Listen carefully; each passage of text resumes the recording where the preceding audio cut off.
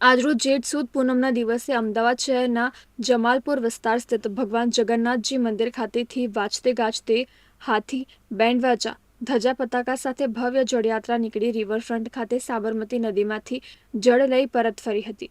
દર વર્ષે જળાભિષેક માટે સાબરમતી નદીમાંથી પાણી લાવવામાં આવે છે। ત્યાં આ વર્ષે જળકુંભી નીકળી હોવાથી પ્રથમવાર એસી ક્રૂઝની મદદથી નદીની મધ્યમાં જઈ પાણી લાવવામાં આવ્યું હતું।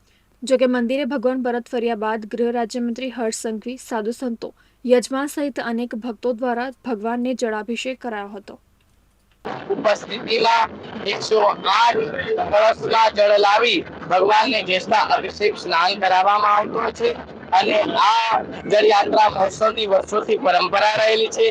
આ પરંપરા પુરીમાં પણ રહેલી છે અને આપણા ત્યાં પણ વર્ષોથી જ્યારથી ભગવાન પ્રસ્થાપિત છે ત્યારથી જળયાત્રા મહોત્સવ અમદાવાદના જમાલપુર વિસ્તાર સ્થિત ભગવાન જગન્નાથજી મંદિર ખાતે ભગવાનને દૂધ, દહીં, ખાંડ, મધ, પંચામૃત સહિતના દ્રવ્યોથી સ્નાન કરાવવામાં આવ્યું હતું।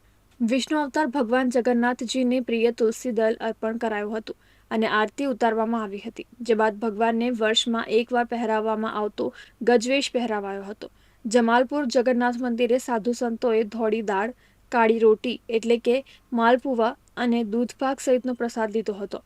તો બીજી તરફ ભગવાન જગન્નાથજીની 148મી રથયાત્રામાં સુરક્ષા વ્યવસ્થા અંગે ગૃહ રાજ્યમંત્રી હર્ષ સંઘવીએ વિસ્તૃત માહિતી આપી હતી।